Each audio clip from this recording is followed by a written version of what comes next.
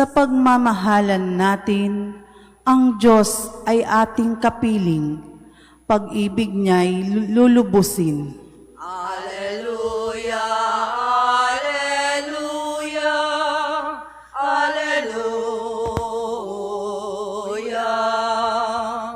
alleluia, alleluia, alleluia.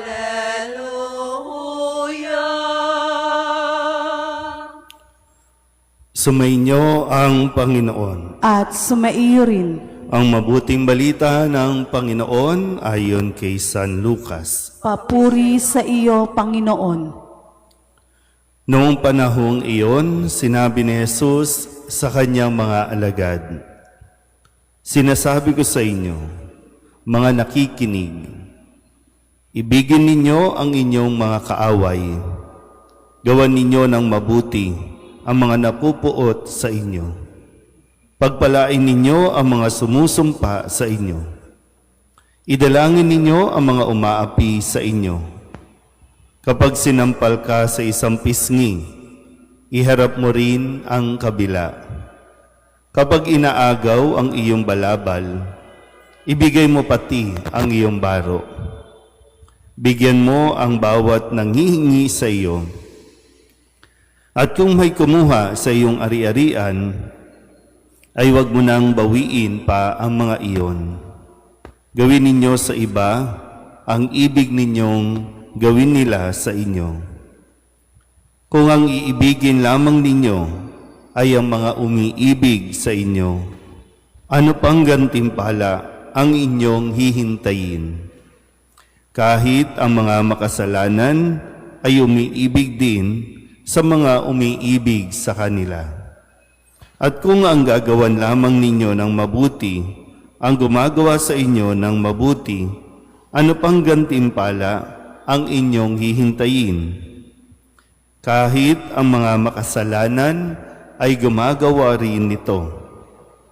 Kung ang pahihiramin lamang ninyo ay ang mga taong inaasahan ninyong makababayad sa inyo, ano pang gantimpala ang inyong hihintayin? Kahit ang mga makasalanan ay nagpapahiram din sa mga makasalanan sa pag-asang ang mga ito'y makababayad. Sa halip, ibigin ninyo ang inyong mga kaaway at gawan ninyo sila ng mabuti.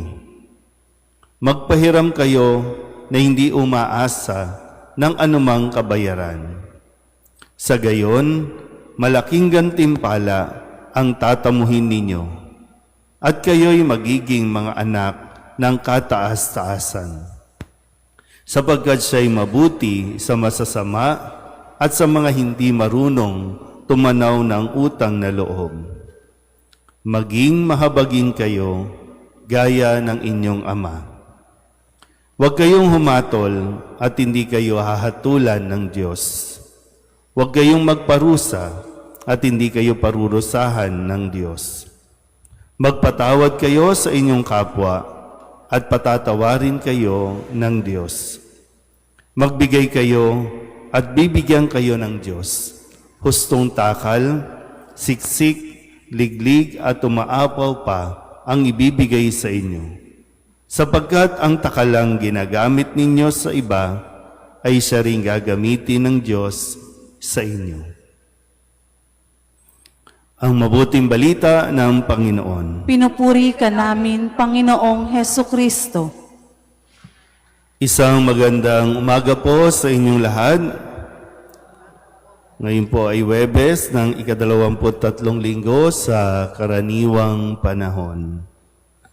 At ang ating pong mga pagbasa ngayon ay mga pangaral. Sa unang pagbasa, ito yung mga bagay na natutunan ni Apostol San Pablo, isa sa mga itinuturing natin mga alagad o naging alagad ni Kristo, na bago pa man siya naging tagapagpahayag ng mabuting balita sa mga hintil, siya ay taga-usig, siya ang numero 1 kumakalaban sa mga Kristiyano at itinuturing siyang kaaway ng mga Kristiyano.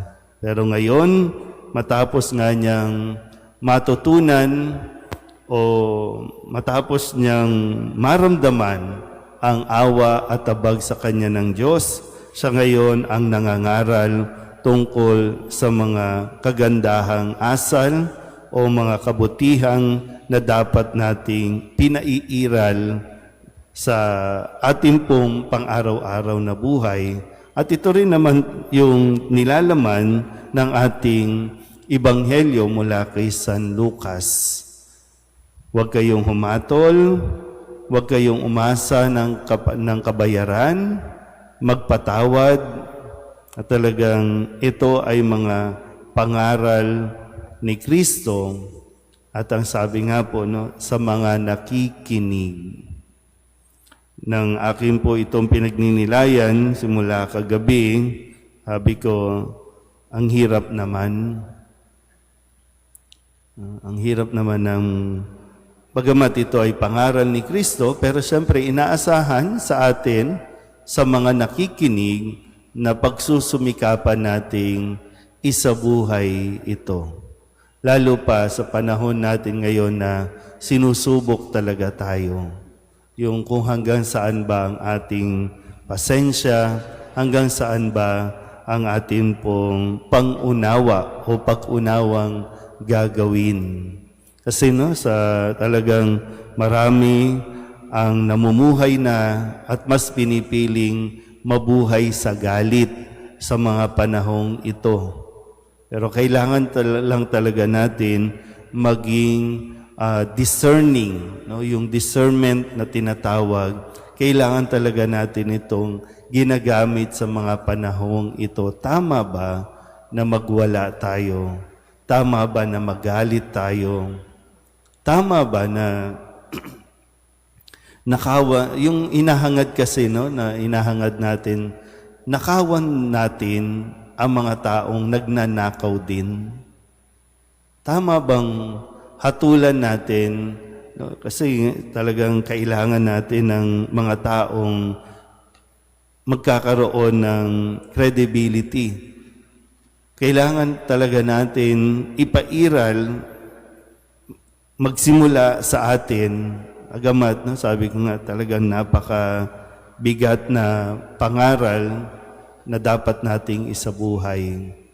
Yung matuto tayong magpatawad sa mga itinuturing nating mga umaaway sa atin o inaaway natin. Kasi yun talaga yung pinaka sentro ng ating pagiging Kristiyano, yung mamuhay sa pag-ibig, yung mamuhay sa aral ni Kristo. Kaya nawa, no, patuloy natin ipagdasal ang mga nangyayari sa ating lipunan, sa ating paligid. Hindi naman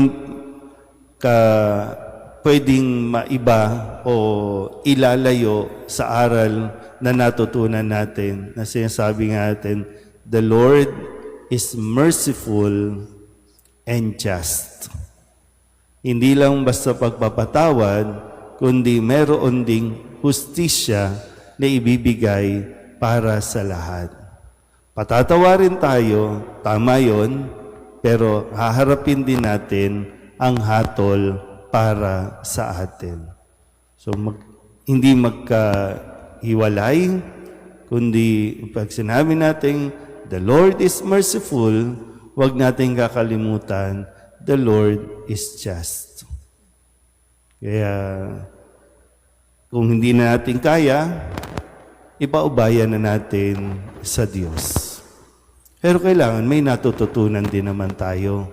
Kasi reklamo tayo ng reklamo, galit tayo, nagagalit na tayo sa mga kahirapan na ating pong nararanasan.